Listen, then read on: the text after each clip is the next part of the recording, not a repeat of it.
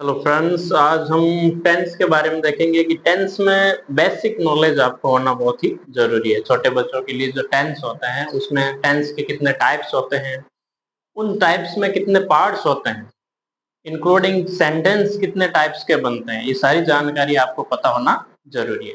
सबसे पहले आप देख पा रहे हो टेंस को हमने तीन पार्ट्स में डिवाइड किया है। आप सबको पता ही है टेंस के कौन से पार्ट्स हैं। Present tense, past tense and future tense. Present tense का मतलब जो टाइम अभी चल रहा है, जैसे मैं अभी आपको पढ़ा रहा हूँ, दैट इज प्रेजेंट टाइम। कौन सा टाइम है? प्रेजेंट। पास्ट टाइम वो होता है जो टाइम बीत चुका है, जो टाइम चला गया है, उसको किस में रखा जाता है? उसको पास्ट टेंस में इंक्लूड किया जाता है। और फ्यूचर टेंस वो है जिसमें फ्यूचर टाइम शो करेगा, यानी वह समय जो अब आगे आएगा उसको फ्यूचर में रखा जाएगा। होता क्या है एक्चुअल में कि इन तीनों पार्ट्स में फोर और पार्ट्स इंक्लूड किए जाते हैं। जैसे प्रेजेंट का पहला होता है प्रेजेंट सिंपल, नाम सेम रहता है, टेंस के अकॉर्डिंग उसका नाम रखना पड़ता है। पास्ट में होता है तो नाम हो गया पास्ट सिंपल, और फ्यूचर में हो जाएगा तो नाम हो जाएगा फ्यूचर सिंपल। तो सेकंड पार्ट है उसको कंटिन्यूअस कहते हैं। तो प्रेजेंट में है तो present continuous, past continuous and future continuous.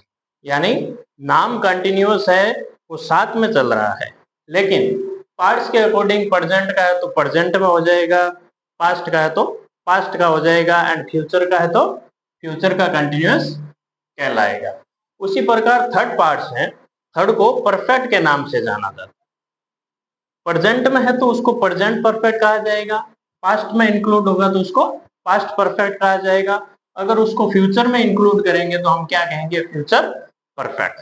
और जो लास्ट पार्ट है उसको परफेक्ट कंटिन्यू के नाम से जाना जाता है। अगर वो प्रेजेंट में है तो present perfect continuous, and past में है तो past perfect continuous, and future में है तो फ्यूचर परफेक्ट कंटिन्यूअस के नाम से जाना जाएगा। अब देखो इसमें जो मेन वर्ब और हेल्पिंग वर्ब है, उसके साथ साथ एडवर्ब्स को भी आपको ध्यान में रखना पड़ता है। तो मेन वर्ब तो आप यहीं से सबकी याद कर सकते हो। मेन वर्ब्स में क्या होता है? वर्ब्स की फॉर्म याद रखना है। देखिए कंटिन्यूअस एंड कंटिन्यूअस एक पार्ट्स में, यानी प्रेजेंट में कितने हैं? दो कंटिन्यूअस है। पास्ट में कितने हैं? उसमें भी दो कंटिन्यूअस है। एंड फ्यूचर में कितने हैं? फ्यूचर में भी दो कंटिन्यूअस है। कंटिन्यूअस टेंस का यूज तब किया जाता है जो काम अभी प्रेजेंट में, पास्ट में या फ्यूचर में किसी समय चल रहा था या चल रहा होगा या चल रहा है। तो उसमें हमेशा ध्यान रखना है कि अगर आपके पास किसी भी कंटिन्यू के बारे में है तो उस कंटिन्यूअस के अंदर आपको V1 के साथ ing का यूज करना है, यानी वर्ब की कौन सी फॉर्म आ जाएगी? फोर्थ फॉर्म का यूज करना है। वर्ब की फोर्थ फॉर्म का यूज किसके साथ करना है? कंटिन्यूअस में। यानी ये जो 12 पार्ट्स हैं, 12 में से 6 कंटिन्यूअस है, 2 प्रेजेंट के, 2 पास्ट के और 2 फ्यूचर के।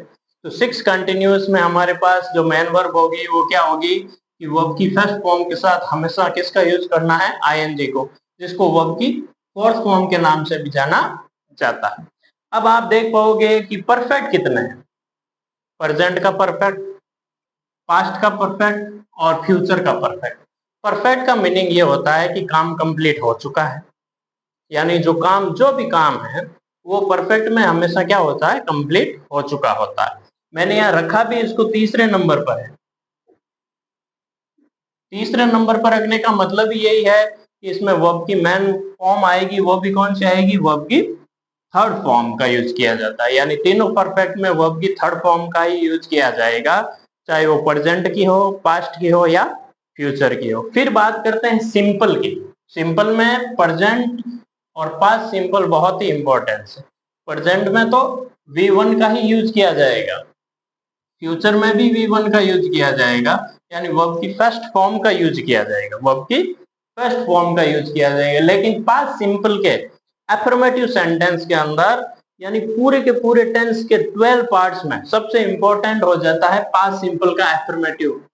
क्यों? क्योंकि इसके अंदर वर्ब की सेकंड फॉर्म का यूज किया जाता है। जो सेकंड फॉर्म है वो ओनली फॉर पास्ट सिंपल के एफर्मेटिव में ही यूज किया जाता है। इसीलिए किसी भी एग्जाम्स के अंदर अगर टेंस टॉपिक है, एक सेंटेंस आपको किसका मिलता है? हमेशा पास्ट सिंपल के एफर्मेटिव का मिलता है। अब हम इन सारे पार्ट्स को एक एक करके इनके फॉर्मूले के साथ, सेंटेंस के साथ एक एक करके अगले नेक्स्ट वीडियो में इसको स्टार्ट करेंगे। तब तक आप बिल्कुल बेसिक्स नॉलेज होने चाहिए आपको। बेसिक नॉलेज के साथ ही आगे बढ़िए धीरे धीरे। और ये जो एरी सर की जो नई यूट्यूब चैनल्स है, जल्दी से जल्दी इसको सब्सक्राइब कीजिए ताकि नए नए वीडियो, नए नए नॉलेजिंग वीडियो इंग्लिश से रिलेटेड जो बेसिक्स नॉलेज हैं वो आप एक्वायर कर सको। Thank you.